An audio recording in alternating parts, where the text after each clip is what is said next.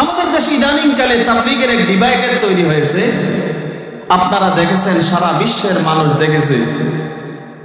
বিশ্ব ইজতেমার মাঠ, যেই মাঠে হাজারো কোটি মানুষের চোখের পানি পড়েছে, যেই মাঠ থেকে হাজারো লক্ষ মানুষ হেদায়েতের আলো পেয়েছে, যেই মাঠ থেকে হাজারো লক্ষ গোমরাহ আল্লাহর পথগুলা মানুষগুলো পথের সন্ধান পেয়েছে, হাজারো মাস্তান, হাজারো ডাকাত নামাজ ধরেছে, ওই মাঠে কিছুদিন আগে, মাত্র কয়েকদিন আগে, ওই মাঠে তাবলীগের জামাতের দুই গ্রুপে কেন্দ্র করে সেখানে আল্লাহর বান্দাদের রক্ত ঝরানো হয়েছে। ধিক্কারজনক, নেক্কারজনক ঘটনা সেখানে ঘটেছে। একটা মাত্র কারণ। কি কারণ? কারণ হলো আলেমের নেতৃত্ব মানে না, আলেমের নেতৃত্ব পছন্দ হয় না। সারা তাবলীগ চালাবে ইঞ্জিনিয়ার, তাবলীগ চালাবে ডাক্তার, তাবলীগ চালাবে প্রকৌশলী, তাবলীগ চালাবে প্রফেসর সাহেব, তাবলীগ চালাবে কোন সরকারি কোন কর্মকর্তা, বড় শিক্ষিত, জেনারেল শিক্ষিত, তারা তাবলীগ চালাবে।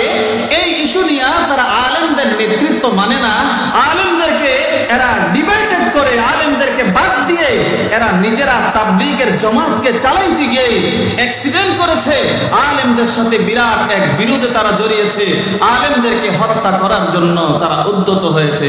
আমি বলি, যেই তাবলীগে আলেম নাই ওইটা তো তাবলীগে না। জোরে বলেন, এটা কি না? তাবলীগ না। কারণ তাবলীগ হলো দ্বীনের একটা অংশ। মসজিদে নামাজ যেমন দ্বীনের একটা অংশ, মসজিদের নামাজ যেমন দ্বীনের একটা অংশ, জানাজার নামাজ যেমন এটা দ্বীনের একটা অংশ। আমি আপনাদেরকে জিজ্ঞেস করি, আপনার মসজিদে ইমাম সাহেব নাই, ইমাম সাহেব আসতে একটু দেরি হইতেছে, মসজিদের পুরা এক কাতারের ভিতরে ইঞ্জিনিয়ার আছে, ডাক্তার আছে, মেম্বার আছে, চেয়ারম্যান আছে, মেম্বার অফ পার্লামেন্ট, সংসদ ভবনের একজন সাংসদ আছে, এরকম উদ্যতন অনেকগুলো কর্মকর্তা আছে। ইমাম সাহেব এখনো হুজরা থেকে বের হন নাই। আপনারা এখানে একজন ইঞ্জিনিয়ার কি ইমামতির জন্য দিবেন? কেন দিবেন না বলেন? ইঞ্জিনিয়ার সাহেব, বড় ইঞ্জিনিয়ার 1000 বার মানি, কিন্তু ইঞ্জিনিয়ার সাহেব ইমামত করার জন্য যোগ্যতা নাই।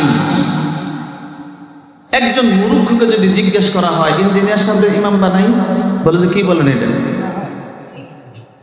আচ্ছা, ইঞ্জিনিয়ার সাহেবের আব্বা মারা গেছে, সূরা ফাতিহা পারে না, যে ইঞ্জিনিয়ার সাহেব আব্বা মারা গেছে, আব্বার জানাজা ইঞ্জিনিয়ার সাহেব পড়বো? কি বলে? পড়তে পারে, জানাজার মধ্যে কিছু হতো না, অজু হয় নাই, হবে এরকম। তাকে কি আপনারা জানাজার নামাজ পড়ার জন্য দিবেন? বড় ডাক্তারকে দিবেন? বড় বিজ্ঞানীকে দিবেন? মেম্বার অফ পার্লামেন্ট, একজন সংসদ সদস্য, তাকে দিবেন? দিবেন না। কেন দিবেন না? তার বাবার ইমামতের যোগ্যতা তার মধ্যে নেই। হতে পারে সে একজন সংসদ সদস্য, হতে পারে সে একজন মিনিস্টার, হোম মিনিস্টার হতে পারে, এটা আমরা মানি, কিন্তু এখানে ইমামতের যোগ্যতা তার মধ্যে নাই। তাবলীগ জামাতের এই ঘটনা এটাই প্রমাণ করে, আলেম ছাড়া তাবলীগ চলে না।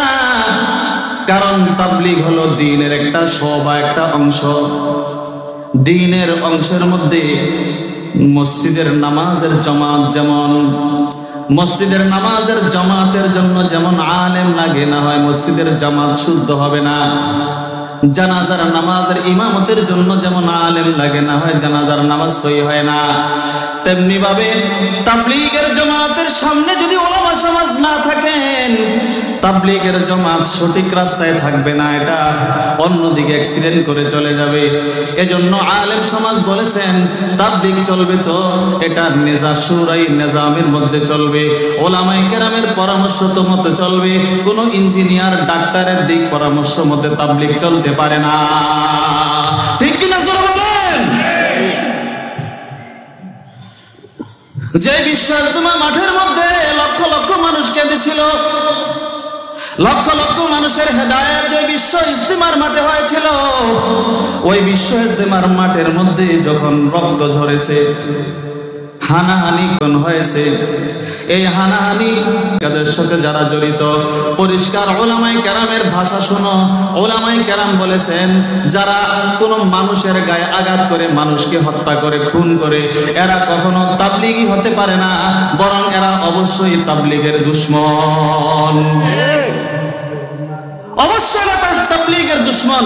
সারা দেশে আজকে আওয়াজ উঠেছে এই যারা খুনি তাবলীগী, এই সাদিয়ানি তাবলীগীদেরকে মসজিদে ঢুকতে দেওয়া যাবে না। হয়তো তওবা করতে হবে পরিষ্কার যে আমরা ভুল করে ফেলেছি, তাহলে বাংলাদেশের সাধারণ পাবলিক তোমাদেরকে ক্ষমা করতে পারে।